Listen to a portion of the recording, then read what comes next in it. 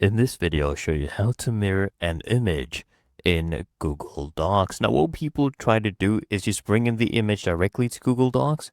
You cannot mirror an image with that. What you need to do is click on Insert first, click on Drawing, okay, and then click on New, right? And then when you click on this option right here, you are able to insert an image. So there we go. Once we click on it, it'll give us different options to insert image. So we can insert by uploading, right?